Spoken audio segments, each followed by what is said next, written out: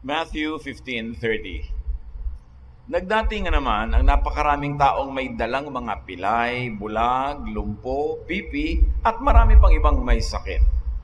Dinala nila mga ito sa paanan ni Jesus at sila'y pinagaling niya. Paano ba magpagaling si Jesus? Anong bahagi ng ating pagkatao? Anong aspeto ang kanyang pinapagaling? More than just bleeding. Higit pa sa pagdudugo lang. Lord, salamat po dahil kay Diyos na kumpleto ang pag-ibig. Ang pag-iingat, pagmamahal niyo sa amin ay napakasarap. Nawa, Panginoon, sa sandaling ito, lalo niyo pang ipaliwanag sa amin ang lalim, ang lawak, ang taas ng inyong pagpapagaling. At ito'y aming maunawa, mapakinabangan, at mapasalamatan namin kayo. Lord, be our speaker, be our teacher, be our leader and healer. Preach to your people. Use your servant only as your instrument. We seek you in the name of your Son, Jesus. Mark 5:25-34. May isang babaeng 12 taon ang dinudugo. Hirap na siya sa sakit na yon at marami ng doktor ang sumuri sa kanya. Naubos na ang kanyang ari-arian at sa pagpapagamot, ngunit hindi pa rin siya gumagaling. Sa halip, lalo lang pang lumalala ang kanyang karamdaman. Nabalitaan niya ang tungkol kay Jesus, kaya nakipagsiksikan siya hanggang sa makalapit sa likuran ni Jesus. At hinipo ang damit nito, sapagkat iniisip niyang, mahipo ko lang ang kanyang damit, gagaling na ako. Agad ngang tumigil ang kanyang pagdurugo at naramdaman niyang magaling na siya. Naramdaman agad ni Jesus na may kapangyarihang lumabas sa kanya, kaya't bumaling siya sa mga tao at nagtanong, sino ang humipo sa aking damit? Sumagot ang kanyang mga alagad, nakikita po ninyong napakaraming nagsisiksikan sa paligid ninyo. Bakit po ninyo itatanong kung sino ang humipo ng damit ninyo? Subalit lumingon si Jesus, lumingon-lingon upang tingnan kung sino ang humipo sa damit niya. Palibhas ay alam ng babae ang nangyari, siya ay nanginginig sa takot na lumapit kay Jesus. Nagpatira pa at ipinagtapat ang buong katotohanan.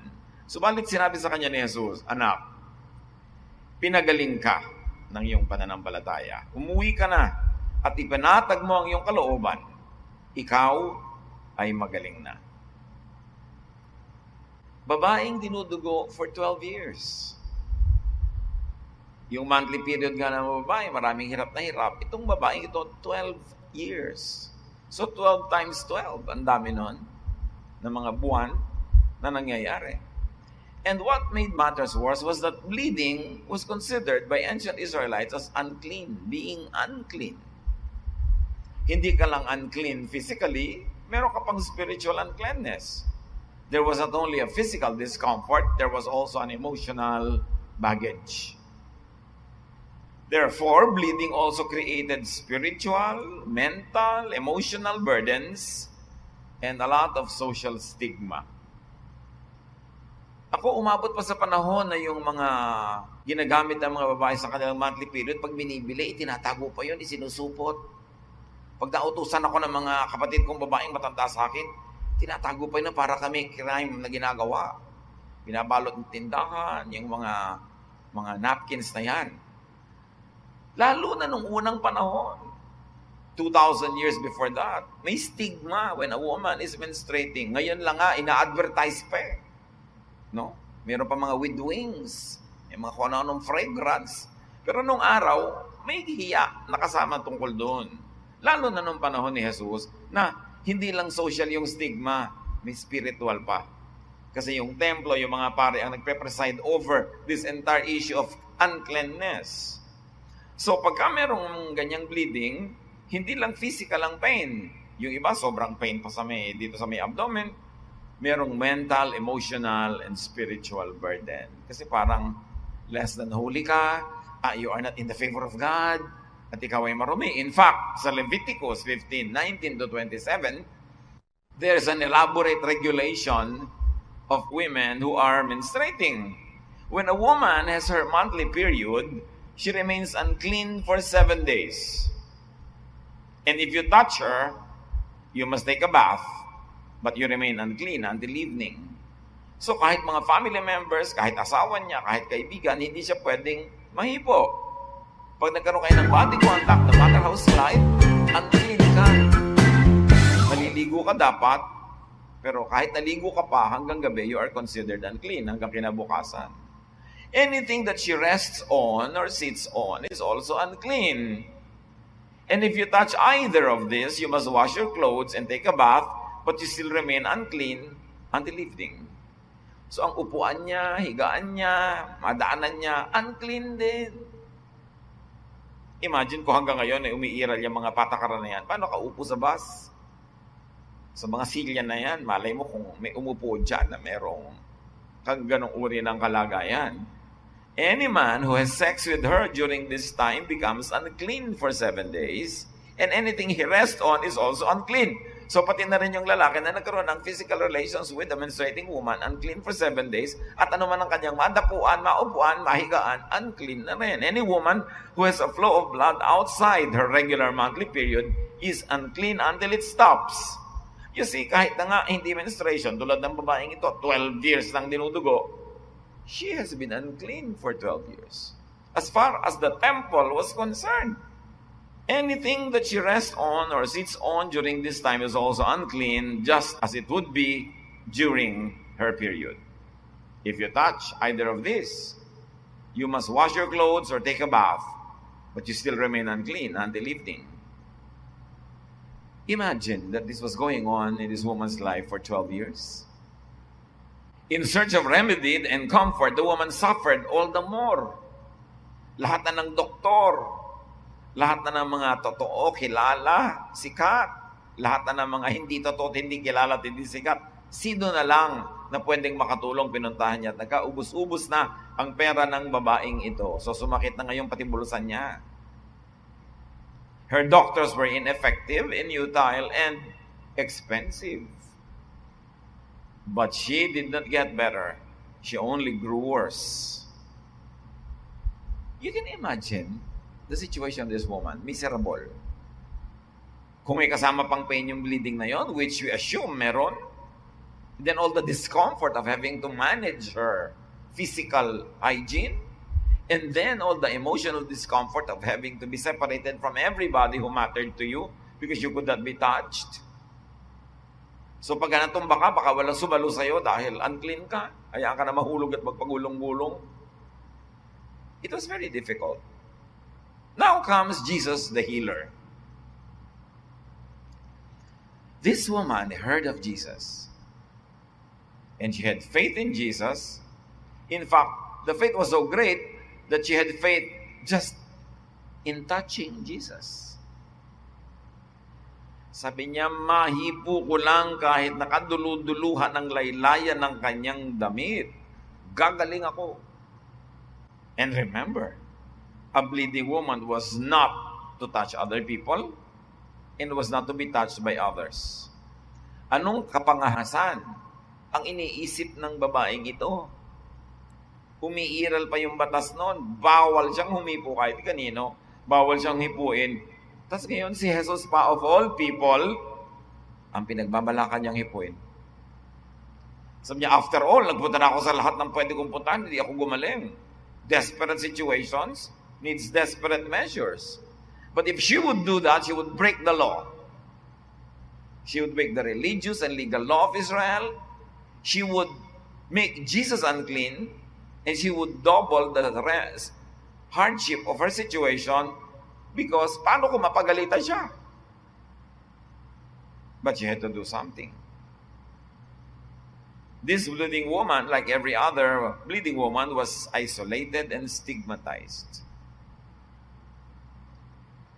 And this is one of the most basic human needs. We need to belong. We need to touch. We need to be touched. And to be deprived of that human need is a grave suffering. Such social condition aggravated the physical discomfort and pain that she was already in. Spiritual, emotional, and social isolation made the burden heavier. The oppression of needless, uninformed religious regulations taking its toll. You know, the ancient Israelites, even their priests, were unaware of the science behind the reproductive system. They did not know the science behind the menstrual cycle. And anything they did not understand, they feared. And especially if there was some issue of blood, they considered unclean. So hindi naman lahat ng religious opinion nila is sanctioned by heaven, endorsed by heaven. But the priests had this very strong religious opinion about it, that it became law of the land. It became part of the traditions. It became part of the burden of women. So the woman's faith in Jesus, the woman's bold act of faith, and in fact the woman's departure from her usual doctors and departure from religious regulation and tradition healed her. Irony of ironies, nung nilabag niya ang batas ng relihiyon nila, noong lumabas siya sa kulungan ng kanilang mga kaugalian, noong tinalikuran niya ang mga kilalang doktor ng kanyang bayan, doon siya gumaling. Alam niyo, kung hindi kayo tinatabla ng anumang gamot, dapat magpalit kayo ng gamot, magpalit kayo ng protocols, magpalit kayo ng regimen, kasi hindi tumatalab. If it doesn't work, you've got to find something that works. Under the usual system, she only grew worse. Had she stayed inside the religious box of Israel, she would have bled to death. At hindi natin siya pag-uusapan ngayon kasi malilimutan na lang siya at malilibing. Sa dinami-rami ng kanyang pinuntahan, nilapitan at binayaran pa, only from Jesus did power come into the woman to heal her. The irony of ironies, ang daming irony na ng kwento na to, it was Jesus' blood that would cleanse humanity, including that woman. Kung ano ang paningin ng ancient Israel sa blood na nakakadumi, baligtad kasi ang dugo ni Kristo ang nagpalinis at nagpapalinis sa ating lahat. You see how grossly mistaken those priests were? Hindi lahat ng pinaniwalaan nila, pinractice nila, itinuro nila, talagang galing sa langit. May mga mali rin sila. Or kung hindi man outright mistake, it's because they did not know the science behind many things then. And the people of the ancient world always ascribe to the devil anything they never understood from within the context of their knowledge at that time. So, Jesus' blood would not be equal unclean, but clean. It was a reversal of the Jewish beliefs. At daming binaligtad ni Jesus pag inobserbahan nyo. Pumapatay at nagpapakamatay yung mga Hudyo para sa Sabbath. Sinadya pa ni Jesus sa kung kailan Sabbath at siya maraming ginawang himala. Women were always ostracized, pangkusina lang. Hinayaan ni Jesus sa si Mary, makiupo sa mga lalaki para to do what men were doing, to learn and become disciples and become disciplers, to become leaders. The children were shunned during his time, kaya pinapalayas ng mga alagad niya yung mga bata na inilalapit ng mga magulang kay Jesus. Pinagalitan ni Jesus sa kanyang mga disciples, kinalog pa yung mga bata, binless. Hindi mo dapat hinihipo ang isang patay, pero hinihipo niya yung lalagyan ng patay noong isang binata na namatay sa Nain. Ang dami.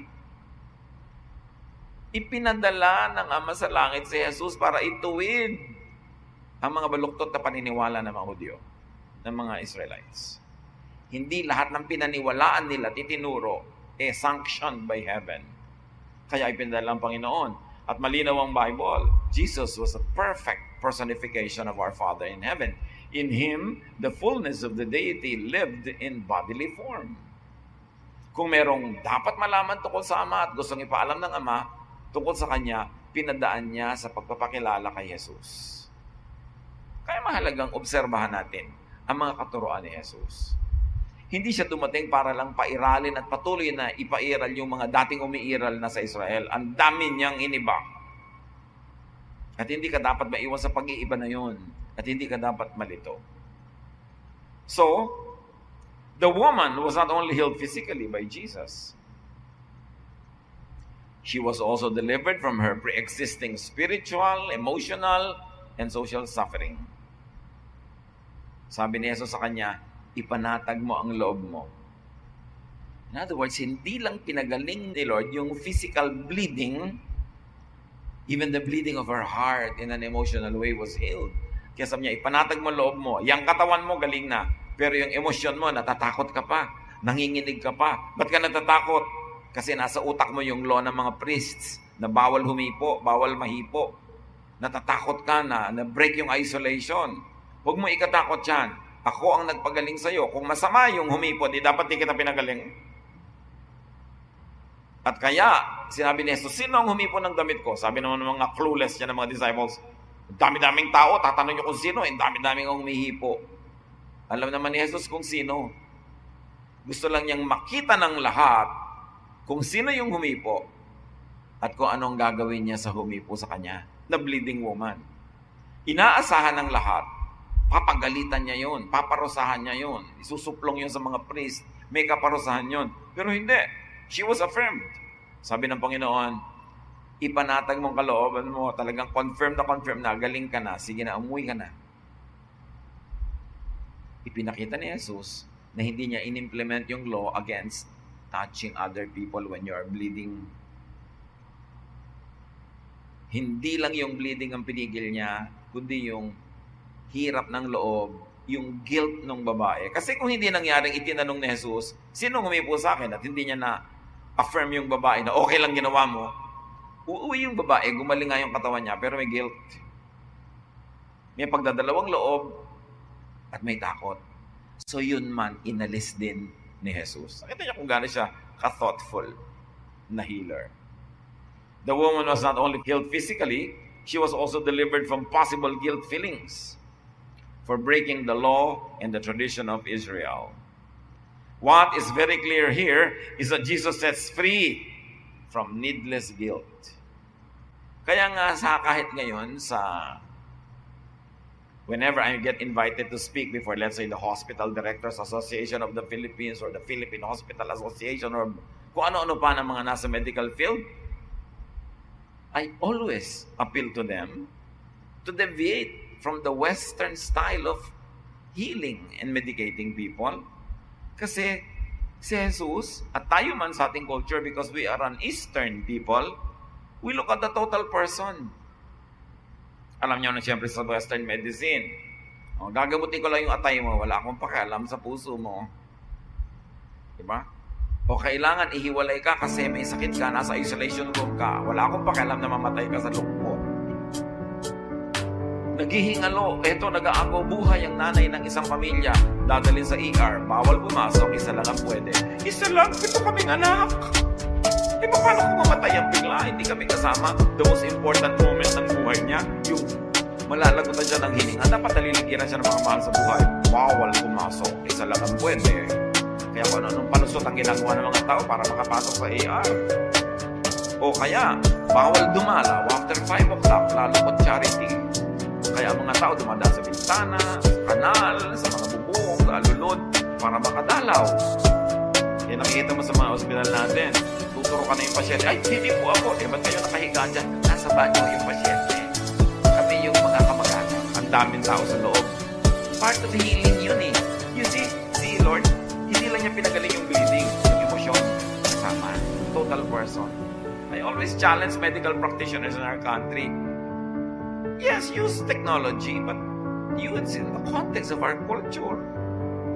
Mahalaga sa atin yun. Lalo yung mga Western ethics na I like you to know na 3 araw ka nalang mabubuhay. Kailangan niya talaga sabihin sa mga Western hospitals. Eh tayo naman siyempre gusto pa natin pumasa kung ano-ano pa. Paano mo i-blend yun? Get the cue from Jesus. He took care also of the emotion of the spirit. Yung hindi lang yung clinical problem, but all the emotional and spiritual complexities surrounding the problem. Importante katulad sa ICU. I was even suggesting, baka pwede may mga ICU tayo na yung may mga area na pwedeng lumapit yung mga kamag-anak pero hindi pumapasok sa loob. Dali-daling i-arrange yung carpentry lang yun eh. No? Na nakikita mo siya dyan, pero may pang-isolate pa rin, hindi yung nandun pa sa sa labas, hindi mo talaga makita yung pasyente. Siyempre, ikaw mang pasyente, pahirap na hirap ka at alam mo parang ka-graduate ka na, nasa departure area ka na. No? Gusto mo nakikita yung mga kamag-anak mo, hindi kasi sino mga nurses. So, importante to learn from Jesus. Take care of the whole person. It's very, very crucial. So, Jesus affirmed the woman's healing, her bold act of faith, and her departure from tradition, technically from breaking the law. You know why? Because John 8:36 says, if the Son gives you freedom, you are free.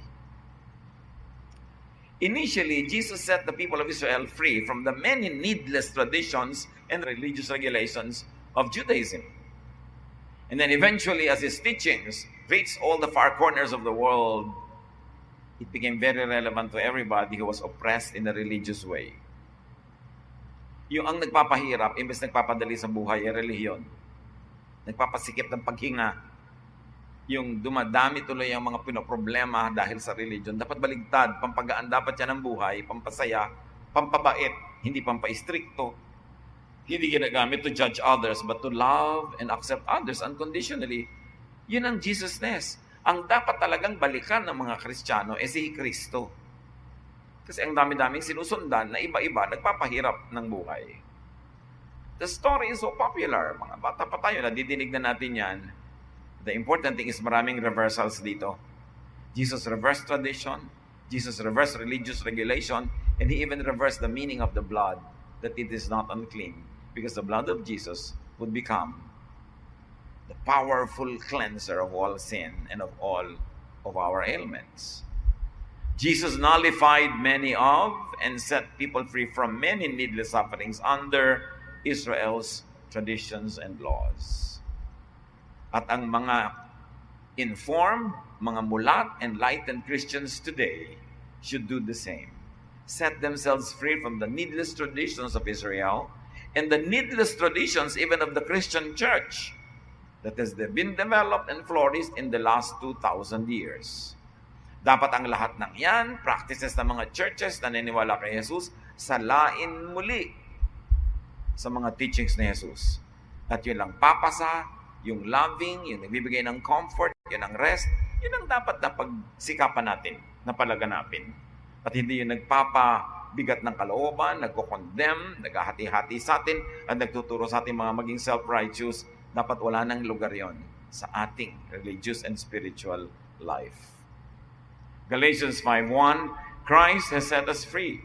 This means we are really free. Now, hold on to your freedom and don't ever become slaves of the law again. Ang linaw. Pero maraming Christians today, slaves of the law of Israel pa rin. Parang hindi nangyari yung Galatians 5:1.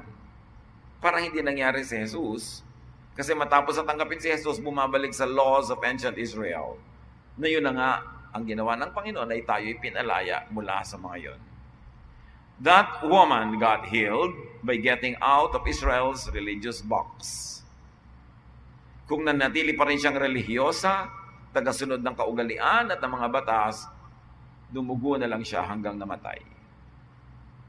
Galatians 5:4-5, and if you try to please God by obeying the law, you have cut yourself off from Christ and His wonderful kindness. But the Spirit makes us sure that God will accept us because of our faith in Christ. Pag ang ginagawa mo pa rin ay sobrang pagsunod sa mga ganyan para akala mo ikatutuwayan ng Diyos, sabi, baligtad, pinuputol mo ang ugnayan mo kay Jesus. Kasi umaasa ka sa mga laws of Israel, sa laws of tradition, not in the kindness, the goodness, and mercy of God through Jesus. The illness and hardship of the woman was not just about bleeding. Ang gandang usapan itong babaeng ito Kasi ine-expose ito yung maraming iba pang issue. Ang kanyang paghihirap ay hindi lang dahil sa kanyang pagdudugo. Ito'y isa rin nagmumula sa low status of women at that time. Na ang pagkababae mo, related with pregnancy, related with childbearing, and related with bleeding, ay kinoconsider na uncleanness. Jesus liberated that woman and all women of all time from that stigma. Jesus was very pro-women. Kaya ang kanyang mga disciples, ang dami niya kasunod-kasunod kasamang mga kababaihan. Si Mary, in-affirm niya by sitting with the men. Sa pagbangon ng Panginoon mula sa kamatayan, sa babae siya kauna-unahan nagpakita, hindi sa mga lalaking disciples. At malinaw ang Gospels, iniwanan siya, tinakbuhan siya ng lahat ng mga disciples yung lalaki except John the Beloved. At ang natirang kasama niya hanggang malagot ang hininga niya doon sa krus, mga kababaihan. Hindi dapat issue sa mga Christians yung ang babae ba, kailangan pwede ba mag-teach, pwede ba mag-preach? Jesus would allow that. Hindi nire-reduce mo lang yung mga kababaihan, taga-timta mo lang julep para pag may Lord's Supper. Yung mga puro lang sa mga kusina. Ganun na nga yung ginagawa ni Martha. Kinorek na nga ni Jesus. Tapos ganyan ginagawa na naman ng mga Christian churches. We must put Jesus back to Christianity. Kasi madalas siya yung wala. Kaya nagiging oppressive, nagiging mapang-api, at maraming mga kawawa. People are being, relegated to the margins, and they fall in the cracks. Ang nire-reward lang ng mainstream religious groups yung mga normal, mainstream, regular people. Not all people are like that. Many people fall in the cracks. Many people are suffering because of stigma. But Jesus sets these people free. At ganoon ang dapat nating gawing policy sa ating pakikitungo sa ating kapwa. Lahat minamahal, tinatanggap ni Jesus. At wala siyang itinatangi. Wala siyang tinatanggihan. Kaya hindi dapat ginagawa yan sa church. Jesus heals more than just bleeding. So, leave needless religiosity and ineffective doctors. Kawawa ang mga tao. I have many followers sa Facebook, I lovingly call them mga pamangkin, from all over the world. Sinasabi nila mga nangyayari sa buhay nila, lahat. At ang isa na nakikita ko common denominator, lalo ng mga umaate ng mga churches everywhere around the world, ang dami nilang oppression in the church. Sobrang daming paghihirap, sobrang maraming rejection, sobrang maraming an impossible expectation. Tapos pag nagkamali, sisipain, tatanggalin agad, pag-uusapan, nagdurusa sila because of the church. Sadly, that is the truth. That's why the church has to be reformed. We need another major reformation in the Christian world. Kasi nawala na si Jesus kung sino-sino na lamang ang sinusundan. Seek and touch Jesus. Bring your case directly to Jesus. Ang dami nagtatanong sa akin, Tito, Pastor, Kuya, kasalanan po ba itong ginagawa ko? Hindi ko naman mapigil-pigil, hindi ko matiis-tiis. Masama po ba itong ginagawa ko? Yung ganito, ganyan-ganyan, ang dami.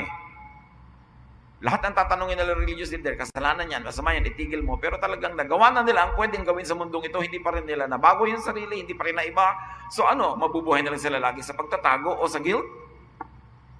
Sige, you know what? Huwag ka na magtanong sa mga religious leaders. Bring your case directly to God. Tulad ng babaeng ito, hindi naman siya nagtanong sa mga priest, pwede ko bang gawin yun? Masama bang gawin yun? Kasi kung nagtanong siya, babawalan lang siya. She brought her case directly to Jesus. Talagang kay Jesus siya humawak at hindi siya nabigo. Hindi siya nireject. Kahit yung law, dapat nireject siya. Dapat pinarusahan siya. So you see, the law, religious law, does not always reflect the will of the Father in heaven through Jesus. Yung mga ganyang tanong, yung mga imposibleng tanong na lagi kang pinapa-guilty, hindi mo naman talaga maiba, hindi mo mabago, wala kang magawa. Bring your case directly to God. Our God cares, our God loves, our God accepts unconditionally, unlike religions, unlike many religious teachings. Indiretso nyo sa Diyos. Hindi ka lang dumaan kahit kani-kanino. Bring your case to God, let God be your judge. Lagi may nagsasabi sa akin hindi ko talaga magawa ito, hindi ko magawa yan. Well, kung talagang hindi mo mapigil, hindi gawin mo, but submit yourself to God and God's management and administration.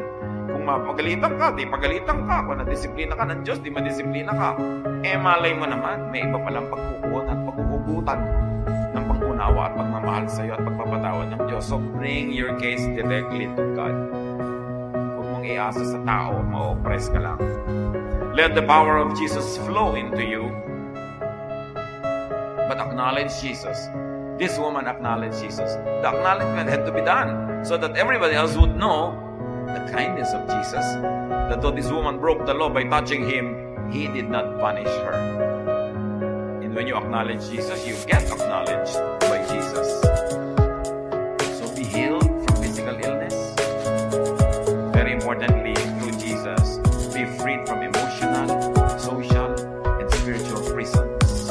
Ano-ano ang mga kadenang tumatali sa inyo ngayon, tumipigil para kayo magkaroon ng kapayapaan, sumaya. Ano-ano ang mga kulungan tumipigil sa atin para mag-grow tayo totally, completely, beautifully. Bring your case to Jesus. Hayaan nyo ang Panginoon na maging hukom. Mabuti nga siya, hindi pa nga siya judge, savior pa hanggang ngayon. Pag dinala nyo sa tao, judge na yung mga tao, judge ka pa. So matuto tayo from this woman. She did not follow religious regulations. She brought her case to Jesus and she got healed. Dear Lord, teach us. Turuan nyo kami kung anong maganda, malalim at personal na leksyon na maaari naming mapulot sa kwentong ito. Salamat sa nadadagdag na pag-unawa namin kay Jesus at sa inyong Ama na nagpapakilala sa amin through Jesus. Mga kapatid, pagbulay-bulayan natin ito. Ano bang kahulugan nito sa ating buhay? Paano tayo kamukha ng babaeng ito? Ano ang ating mga pagdurugo? Ano ang ating mga pagdurusa sa kamay ng iba na hindi naman tayo bumubuti? Bring your life, your case, your sorrows, your problems, your illnesses to Jesus. Kung gano'n siya ka-available and reachable to that woman then, lalo na ngayon, because now Jesus lives in our hearts. He is only a prayer away. Let's bow before the Lord and spend some time in silence, listening to the voice of God, how to apply this in our lives, and pondering and thinking. I-connecta nyo ang inyong mga buhay sa kasaysayan ng babaeng ito and receive healing, acceptance, and affirmation from the Lord.